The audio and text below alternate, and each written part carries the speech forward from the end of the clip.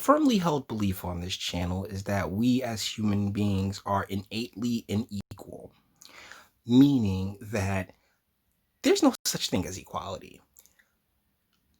As individuals, we each bring our very own traits and qualities to the table. I'm good at some things, you suck. What I'm good at, hey, you let me do. What I suck at, hey, I'll let you do. And you know what happens? That's called collaboration. And society happens, civilization happens. It's how we ended up exactly where we are right now, is through that collaborative effort and that collaborative spirit. For some strange reason, there is this underlying notion that there's no true equality in the world, and the United States oppresses women. So we got this coming to us from the Virginian pilot. Virginia votes to ratify the Equal Rights Amendment, but there's still a fight ahead. This is written by Marie Albiges, whatever. Nearly 5 decades after legislatures began ratifying the Equal Rights Amendment, Virginia became the key 38th state to do so Wednesday, giving it the three-fourths support needed to make it part of the U.S. Constitution. Okay, there's a bit of a problem with this, though. Not only has the deadline apparently passed, but just take a second. Here's the 14th Amendment.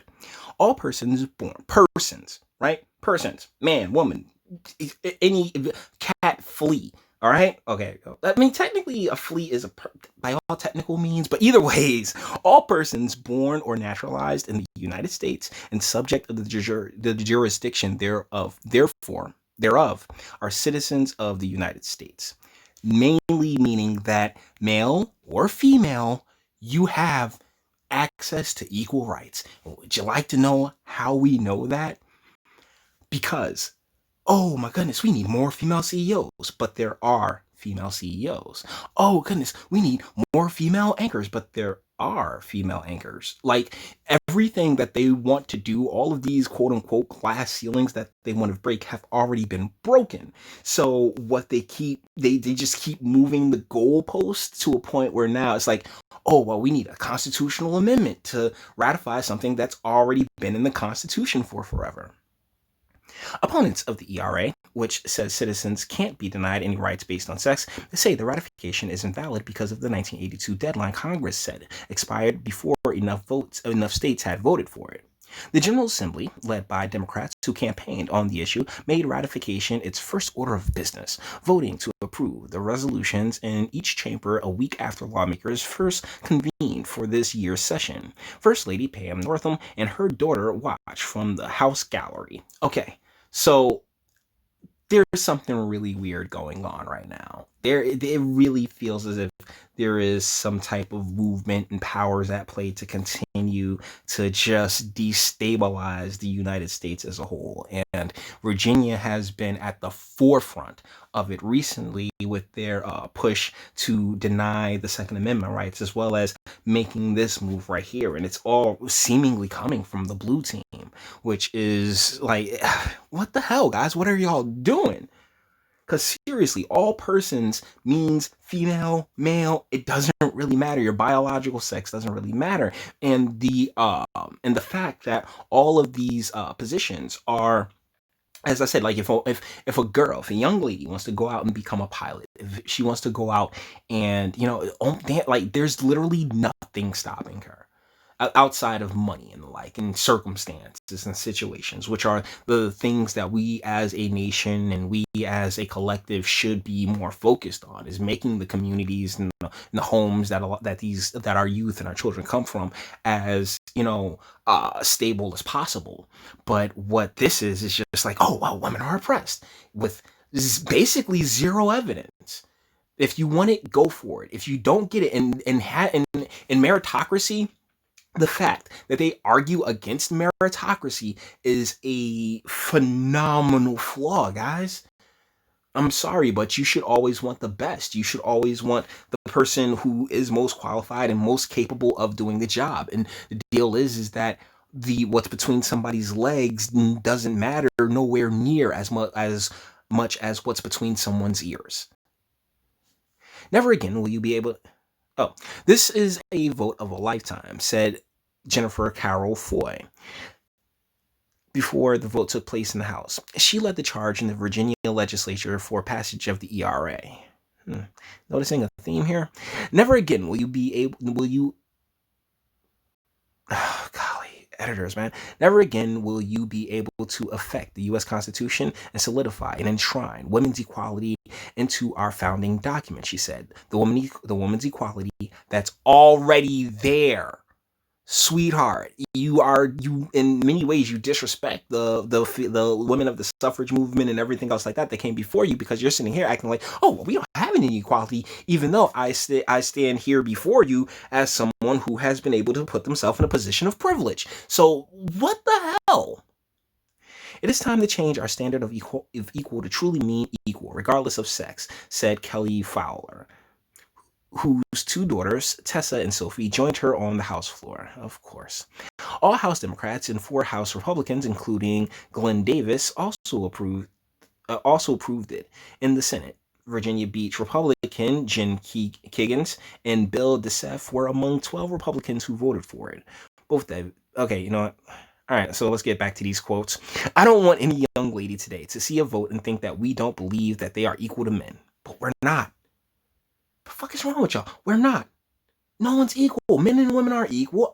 Men and men aren't equal. Women and women aren't equal. No one's equal. That's just not. Oh my goodness. That's not how life works. Davis said, the government does not have the ability to bestow equality. Women are equal to men because they are equal, not because the government said so. Oh my God. Wow. I need to go eat a steak after reading that, because the deal is that at the biological, at any level, just people aren't equal. Okay? Equality is a false god. The deal is, do you have the opportunity? That's it, not the out. And what they're trying to do is manipulate and actually continue to manipulate the equality of outcome.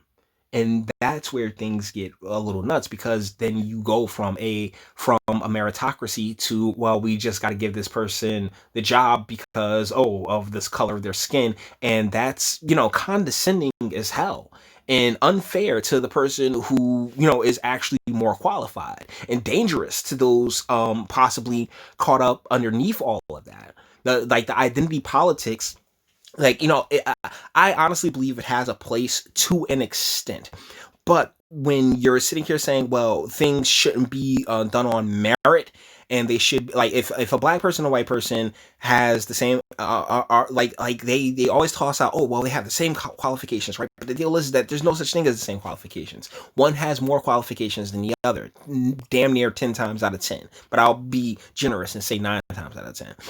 The qualifications don't really if the qualifications and the merit isn't taken into account, and you end up, like, let's say the job is flying airplanes, right, and you end up with that person that is hired because they're black as opposed to hired because they're qualified, then you gotta expect the quality that you get. You gotta be willing to pay for quality, man. Like, seriously. And if not being able to tick a diversity box is one of the costs, then I'm more than willing to pay, because I'd rather my plane get in perfectly as opposed to having any kind of mix-ups or mess-ups. There's no time limit on equal rights, she said. It's simply the right thing to do. Proponents say the ERA would offer firm protections against discrimination for women that aren't already there. You can't do these things as is, especially in the fields of employment, education, and pay. Wow. Once again, you can't do these things as is. A December 2019 Christopher Newport University Watson Center poll found 80% of respondents supported it. Because it's one of those things that sound good, but once you actually start to break it down, like, if you sit, like, that's the thing about me and my conversation. When I can sit down and talk to people, I can basically get you on my side. Okay, I can persuade. But it's just like honestly, like, when you actually just sit down and do your due diligence, you'll see where, okay, yeah, that nice headline is one thing, but you got to read that fine print. And when people start to read the fine print and actually start realizing, oh, wait a second, actually start going with logic as opposed to feelings, then you know what? It's like, oh, wait, no, hold up. Opponents, including the Family Foundation and the Virginia Society for Human Life, say the ERA undermines women's rights and opens the door for taxpayer-funded abortions. They say women are already protected from discrimination under the law, they're right, and ratifying the ERA would eliminate the separation of genders in bathrooms, sports teams, and college dorms. All of these are taking place at this very moment. So you can't sit here and say, oh no, that's not the deal when Jessica Yaniv, come on, man. The ERA has traditionally passed in the Virginia Senate, sometimes even with bipartisan support, but the hang-up has come year after year in the House, where often in untelevised subcommittee meetings, the resolution died on a party line vote. The issue came to a head last year when Democrats tried to force a vote through an obscure rules change that ended in a tie.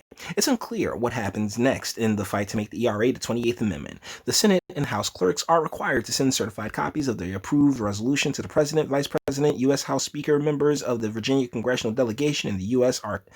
Archivist. Federal law says once the archivist receives official notice that an amendment has been adopted, he must publish the amendment and specify which states have ratified it. Then it becomes part of the Constitution.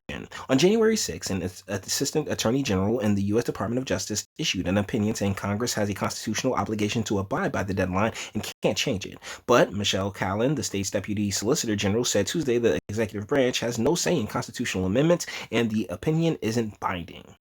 A resolution to nullify the deadline is being considered by Congress, where it likely will win support from the Democratic majority in the House, but may be a harder sell in the Republican-controlled Senate. Opponents also point to the 4 states, Nebraska, Tennessee, Idaho, and Kentucky, who voted to rescind their ratification. A 5th state, South Dakota, said its ratification would lapse after the 1979 deadline. But experts say a state can reverse a previous refusal to ratify, but it can't rescind the ratification because the Constitution has no provision for doing so. This is a whole bunch of legal man, guys. This thing about the system, man, it is long, it is complicated, and it is boring as all hell. So trust me, this is just a dope headline, but yeah, this shit ain't going nowhere no time soon.